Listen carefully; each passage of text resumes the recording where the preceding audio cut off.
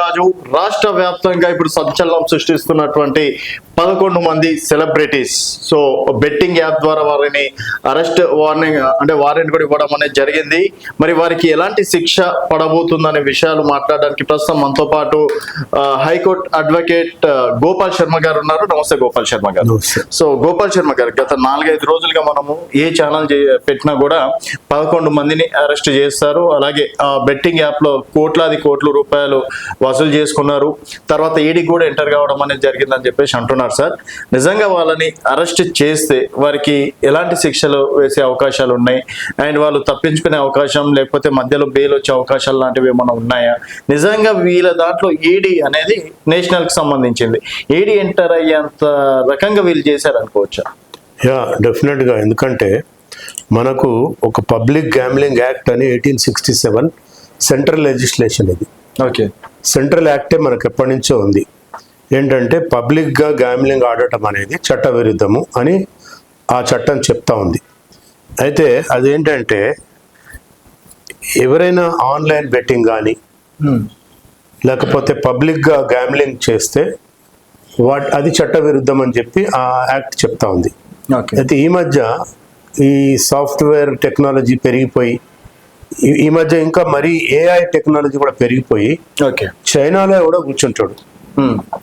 వాడు ఢిల్లీకి వచ్చి వీసా మీద వస్తాడు, లీగల్గా వచ్చి ఢిల్లీ, హర్యానా, పంజాబ్, రాజస్థాన్, ఉత్తరప్రదేశ్, మధ్యప్రదేశ్ రాష్ట్రాల్లో కొన్ని బెట్టింగ్ యాప్స్, అదేమో సాఫ్ట్వేర్ కంపెనీ అని బోర్డు ఉంటుంది బయట. ఓకే, కానీ లోపల జరిగేదంతా ఆన్లైన్ బెట్టింగ్. వాళ్ళు ఒక్క చైనా వాడిని కూడా అపాయింట్ చేసుకోరు అక్కడ, అంతా ఇండియన్స్నే. ఎవరు కూడా, అది కూడా యూత్ 18 ఏళ్ల నుంచి 25 ఏళ్ల లోపు అన్ఎంప్లాయిడ్ యూత్ని సెలెక్ట్ చేసుకొని పెద్ద ఎత్తున జీతాలు ఇస్తారు వాళ్ళకి. ఓకే, 60,000, 70,000. 10th ఫెయిల్ వాడికి 50,000 ఇస్తారు, ఇంటర్మీడియట్ ఫెయిల్ అయిన వాడికి 50,000 ఇస్తారు. అదే డిగ్రీ చదివి కొంచెం సాఫ్ట్వేర్ నేర్చుకుంటే 2 లక్షలు కూడా జీతం ఇస్తారు. ఓకే, ఒకవేళ ఆన్లైన్ బెట్టింగ్ లో పట్టుబడితే మెయిన్ సూత్రధారి చైనాలోనో వియత్నాంలోనో ఉంటాడు. పట్టుబడేది ఇక్కడ ఉన్న పాపము అన్ఎంప్లాయిడ్ యూత్ పట్టుబడతారు. ఓకే, 3 years కింద నేను కూడా ఎవరికి ఇట్లా బెయిల్ వేస్తే చదివితే కళ్ళు తిరిగిపోయినాయి. వాడు ఒకే ఒక వ్యక్తి గ్యాంగ్జౌ నుంచి వచ్చాడు. గ్యాంగ్జౌ అంటే చైనాలో ఉంటుంది. గ్యాంగ్జౌ నుంచి వచ్చి ఢిల్లీలోనే 12 సెంటర్లు పెట్టాడు, డిఫరెంట్ ప్లేసెస్ లో. 12 మంది ఇండియన్ బాయ్స్ ని అపాయింట్ చేసుకోడు, కొందరు గర్ల్స్ ని అపాయింట్ చేసుకుంటే హైదరాబాద్ వాళ్ళు పట్టుకోరు. ఫస్ట్ టైం 3 years కిందనో 2 years కిందనో పట్టుకుంటే వాడిని జైల్లో వేశారు. ఇప్పటికి ఒకడు చైనా వాడు, మన చంచల్ కూడా జైల్లో ఉన్నాడు, మరి బెయిల్ అయిందో లేదో తెలియదు. ఓకే, సో ఇదేంటంటే అన్ఎంప్లాయిడ్ యూత్ ని అట్రాక్ట్ చేసే విధంగా ఆన్లైన్ బెట్టింగ్స్. మీరు 13 కార్డ్స్ ఆడండి, ఇది స్కిల్ గేమ్ అని వాదిస్తారు. మనకు ఆ మధ్య ఏమైంది, 2-3 months కింద చెన్నైలో తమిళనాడు ప్రభుత్వము, కర్ణాటక ప్రభుత్వము ఈ ఆన్లైన్ బెట్టింగ్ వల్ల అన్ఎంప్లాయిడ్ యూత్ చాలా చెడిపోతున్నారు. ఇంట్లో చదువుకుంటానికి ట్యూషన్ ఫీజులు, కాలేజ్ ఫీజులు అని చెప్పి పోగేసుకొని హైదరాబాద్ వచ్చి హాస్టల్లో ఉండి ఈ బెట్టింగ్ యాప్లలో డబ్బు పోగొట్టుకుంటున్నారు. ఓకే, నష్టపోయేది ఎవరు? పాపము రైతులు. కష్టపడి 6 కాలం కష్టపడి పిల్లలు, నా కొడుకో కూతురో హైదరాబాద్ పోయి చదువుకుంటే ఉద్యోగాలు వస్తే ప్రయోజకుడు అవుతారు అనుకుంటే ఇక్కడ డిఫరెంట్ బాల్ గేమ్ నడుస్తుంది మొత్తానికి. ఈ చెడు అలవాట్లకి వీళ్ళు అలవాటు అయిపోయి ఇంటి నుంచి తెచ్చుకున్న డబ్బంతా కూడా బెట్టింగ్ యాప్లలో పెట్టి పోగొట్టుకుంటున్నారు. దీనివల్ల ఇప్పటిదాకా మొత్తం ఇండియాలో కమ్సే కమ్ తక్కువలో తక్కువ 10 నుంచి 12 వేల కోట్లు దేశం దాటిపోయింది. ఎక్కువ మటుకు చైనా, ఆ తర్వాత వియత్నాం. మన ఇండియా వైడ్గా చూస్తే 10 నుంచి 12 వేల కోట్లు. ఆ మధ్య మనకు ఢిల్లీలో ఎవరైనా పట్టుకున్నారు, ఒక్కడి దగ్గరే 300 కోట్లు రికవరీ చేశారు. అయితే ఇక్కడ హవాలా ఎందుకు అంటే, ఇది ఈడీ ఎందుకు ఎంటర్ అవుతుందంటే ఈ హవాలా మార్గంలో కూడా డబ్బులు పంపిస్తున్నారు వీళ్ళు. ఓకే, ఇప్పుడు ఏమైతుంది, ఢిల్లీలో ఒక సెంటర్ ఉంటుంది, లేకపోతే ఈ సంగారెడ్డిలో ఇంకెక్కడో ఒక సెంటర్ ఉంటుంది అనుకోండి. ఆ సెంటర్కి డబ్బులన్నీ ఆ సెంటర్కి వస్తాయి. వాడు మళ్ళీ చైనాకో, వియత్నాంకో, ఇంకెక్కడికో పంపాలి కదా, హవాలా మార్గంలో పంపిస్తున్నారు వాళ్ళు. Okay, so when hawala is involved, ED is involved. Immediate గా ఈడీ వాళ్ళు వస్తారు, వాళ్ళకు నోటీస్ ఇస్తారు, వాళ్ళని పట్టుకుంటారు. హవాలా మార్గంలో ఎన్ని డబ్బులు పోయినాయి అనేది వాళ్ళు తరోగా ఎంక్వైరీ చేస్తారు. సార్ ఇప్పుడు ఇక్కడ ఏంటంటే హర్ష సాయి లాంటి ఒక యూట్యూబర్ కావచ్చు, తర్వాత రకరకాలుగా అంటే ఈ జబర్దస్త్ లో, ఈటీవీలలో రకరకాల ప్రోగ్రాంలలో వచ్చే వాళ్ళు కూడా దీంట్లో ఇన్వాల్వ్ అయ్యారు. అండ్ డెఫినెట్ గా వాళ్ళని అరెస్ట్ చేసే ఛాయిసెస్ ఎక్కువగా ఉన్నాయి. పోలీసులు నోటీసులు కూడా పంపడం అనేది జరిగింది. సో ఇప్పుడు దానికి వీళ్ళని అరెస్ట్ చేయడం పాసిబుల్ అనుకోవచ్చు.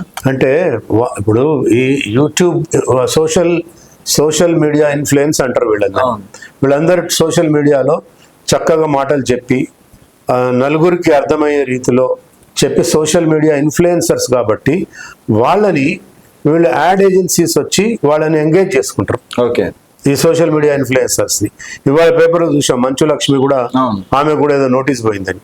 అంటే వీళ్ళ యొక్క మాటల వల్ల సామాన్య ప్రజలు ప్రభావితం అవుతారు కాబట్టి వీళ్ళు అటువంటివి చేయొద్దు అని చెప్పి గతంలో నోటీసులు ఇచ్చారు పోలీసులు. ఓకే, ఎవరైతే సోషల్ మీడియా మీద ప్రభావం చూపగలుగుతారో, హర్ష సాయి అనండి, మంచు లక్ష్మి అనండి, అక్కడ ఎవరో శ్యామల అని ఆంధ్రాలో ఇంకొక అమ్మాయి, వీళ్ళందరూ ఏంటంటే వాళ్ళ వాక్ చాతుర్యం వల్ల ప్రజలు వెంటనే ఆ ఇన్ఫ్లుయెన్స్ లోకి వస్తారు. ఓకే, ఇన్ఫ్లుయెన్స్ లోకి వచ్చి ఇప్పుడు వాళ్ళేమో ఎంప్లాయీస్, వాళ్ళు అడ్వర్టైజ్మెంట్ కింద డబ్బులు తీసుకొని చేస్తారు, కానీ వాళ్ళు చెడుని ప్రభావితం చేసే విధంగా వాళ్ళు చెడుని ప్రచారం చేస్తున్నారు అనేది పోలీసుల యొక్క భావన. కాబట్టి మీరు చేయొద్దు అని వాళ్ళకి నోటీసులు ఇస్తే కూడా వాళ్ళు ఇంకా చేస్తున్నారు. కాబట్టి 11 మందికి నోటీసులు ఇచ్చారు, తప్పులేదు, పోలీసు వాళ్ళు చేసింది రైటే. బట్ వాళ్ళన్నా మారాలి కదా. సోషల్ మీడియా ఇన్ఫ్లుయెన్సర్స్ నోటీస్ ఇచ్చిన తర్వాత తప్పైపోయిందని ఒప్పుకొని గ్రేస్ఫుల్గా ఒప్పుకుంటే అయిపోయింది. ఇది మేము ఇంకోసారి ఆ విధంగా చేయమని వాడెవడో హర్ష సాయి చెప్పినట్టు చూశాను నేను. నేను ఇంకోసారి చేయను, మాకేదో వాళ్ళు అడ్వర్టైజ్మెంట్ కింద డబ్బులు ఇస్తే చేశానని చెప్పి. సో వీళ్ళ వల్ల ఏంటంటే సమాజం చెడిపోతుంది. యువతులు అంతా కూడా ఇన్ఫ్లుయెన్స్ లో పడిపోయి డబ్బు పోగొట్టుకుంటున్నారు. అల్టిమేట్ గా నష్టపోయేది అన్ఎంప్లాయిడ్ యూతే. ఈ చెడు ప్రభావం, చెడు అలవాట్లు చేసుకునేదంతా కూడా సోషల్ మీడియా ఇన్ఫ్లుయెన్స్ లో మాట అయిని వాడు చెప్పేది నిజమే అని నమ్మి వీళ్ళు డబ్బులు పెడుతున్నారు, డబ్బులు పోగొట్టుకుంటున్నారు. కాబట్టి అయితే ఇందులో ఏంటంటే ఈ పబ్లిక్ గ్యాంబ్లింగ్ యాక్ట్ 1867లో కేవలం అందులో 3 నెలల మటుకే శిక్ష ఉంది. 200 రూపాయలు ఫైన్, 3 నెలలే శిక్ష ఉంది. బట్ ఈ చట్టాలు ఇప్పుడు మారిన కాలానికి అనుగుణంగా చట్టాలు కూడా మారుతూ రావాలా.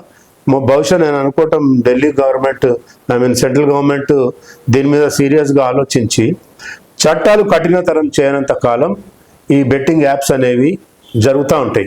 ఒక దిక్కేమో వేల కోట్ల రూపాయలు దేశం దాటి, సరిహద్దు దాటి వెళ్ళిపోతుంటే మీరు 3 నెలలు శిక్ష వేస్తే 200 ఫైన్ వేస్తే ఆడు హాయిగా 200 ఫైన్ కడతాడు, 3 నెలలు జైలుకు పోయేస్తాడు, బయటకు వచ్చి మళ్ళీ ఇదే పని చేస్తాడు కదా. సో ఇందులో ఏంటంటే 7 సంవత్సరాలు పైబడి శిక్ష ఉండేటట్టు చట్టాలు మార్చాలి. ఫైన్ కూడా లక్షలలో ఉండాలి. ఎందుకంటే దేశం దాటిపోయే డబ్బులు వేల కోట్లు కదా. నువ్వే 1000, 500, 300 ఫైన్ వేస్తే వాడికి ఏం భయం ఉంటుంది.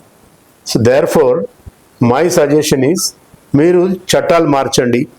7 సంవత్సరాలు పైబడి దీన్ని నాన్ బెయిలబుల్ సెక్షన్గా మార్చి ఆ తర్వాత ఫైన్ అనేది ₹1,00,000 పైన ఫైన్ వేస్తే తప్ప వీటిని కొంచెంలో కొంచెం అడ్డుకట్ట వేసే అవకాశం ఉంటుంది.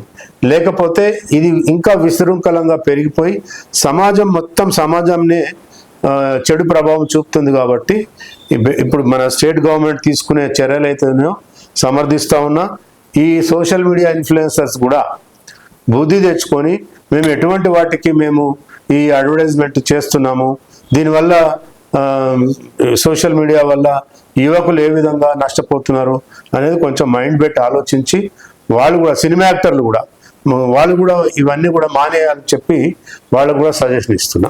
అయితే కాదు సార్, ఇప్పుడు వీళ్ళు తప్పించుకునే మార్గం ఏమైనా ఉందా అంటే యాడ్ ఏజెన్సీ ద్వారా వీళ్ళకి వచ్చింది సార్, సో మాదేం పొరపాటు లేదు అని చెప్పేసి పోలీసుల ముందర క్షమాపణలు చెప్పుకుంటే అయిపోతుందా, లేకపోతే డెఫినెట్ గా వీళ్ళని శిక్షించే అవకాశాలు ఉన్నాయనుకో? అంటే వీళ్ళది ఏంటంటే డైరెక్ట్ ఇన్వాల్వ్మెంట్ లేదు బెట్టింగ్ యాప్లలో.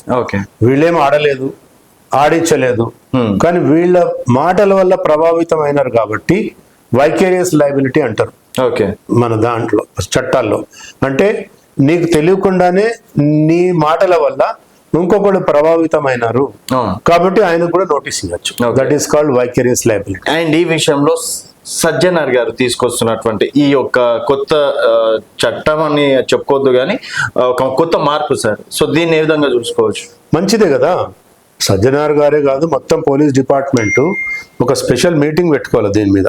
ఓకే. దీని మీద ఒక స్పెషల్ మీటింగ్ పెట్టుకొని ఇది స్టేట్ యాక్ట్ కూడా అమెండ్మెంట్ చేసుకోవచ్చు. ఇది సెంట్రల్ లెజిస్లేషన్, ఏది పబ్లిక్ గ్యాంబ్లింగ్ యాక్ట్ అనేది. మనకు కూడా గేమింగ్ యాక్ట్ ఉంది కదా, తెలంగాణలో కూడా మనకు గేమింగ్ యాక్ట్ అని ఉంది. ఓకే. బట్ ఆ యాక్ట్ లో కూడా శిక్షలు చాలా తక్కువ ఉన్నాయి. సో అసెంబ్లీలో బిల్లు పెట్టి తెలంగాణ గేమింగ్ యాక్ట్ ని కూడా అమెండ్మెంట్ తీసుకొచ్చి ఒక దిక్కు గేమింగ్ యాక్ట్ ని అమెండ్మెంట్ స్టేట్ గవర్నమెంట్ చేయొచ్చు, అందులో శిక్షలు పెంచవచ్చు, ఫైన్ పెంచవచ్చు. అదేవిధంగా పబ్లిక్ గ్యాంబ్లింగ్ యాక్ట్ 1867 కేంద్ర ప్రభుత్వం కూడా వాళ్ళు కూడా దీన్ని అమెండ్మెంట్ క్యారీ అవుట్ చేసి శిక్షలు పెంచి ఫైన్ కూడా పెంచితే అప్పుడు కొంచెం తగ్గుముఖం పడతాయి. సజ్జనార్ గారే కాదు, అందరూ కూడా ఇటువంటి వాటి మీద డీజీపీ స్థాయిలో, హోమ్ మినిస్టర్ స్థాయిలో చర్చ జరగాలి. వీలనుకుంటే అసెంబ్లీలో కూడా చర్చ జరగాలి. వీటిని చాలా పకడ్బందీగా చట్టాలు రూపొందించి ఆపితే తప్ప, ఎందుకంటే ఇది చైనాలోనూ వియత్నాంలోనూ కూర్చొని చేస్తున్నారు కాబట్టి కేంద్ర ప్రభుత్వం యొక్క ఇన్వాల్వ్మెంట్ ఎక్కువ ఉండాలి దీంట్లో. ఓకే. వాళ్లే కదా నియంత్రించేది. సోషల్ మీడియాని కానీ, ఈ గ్యాంబ్లింగ్ యాక్ట్ కానీ, గేమింగ్ యాక్ట్ ఇవన్నీ కూడా నియంత్రణ చేసేది కేంద్ర ప్రభుత్వం. కాబట్టి వాళ్ళు వీటిని చట్టాలు పకడ్బందీగా తయారు చేసి, ఆ మధ్య మనం చైల్డ్ పోర్న్ గురించి విన్నాం. కేంద్ర ప్రభుత్వం చాలా స్ట్రిక్ట్ గా అది ఇంప్లిమెంట్ చేసి వాటి మీద బ్యాన్ చేయగలిగింది.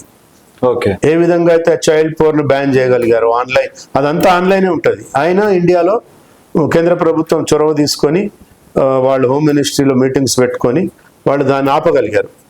అదేవిధంగా స్టేట్లో, సెంటర్లో ఈ ఆన్లైన్ గేమింగ్ని, ఆన్లైన్ బెట్టింగ్ని కూడా ఆపగలిగే అవకాశం ఉంది. ఖచ్చితంగా ఆ దిశగా ప్రయత్నం చేయాలని చెప్పి నేను కూడా చెప్తున్నాను. Okay sir, thank you sir, thank you so much. Thank you. ఇంకో టాపిక్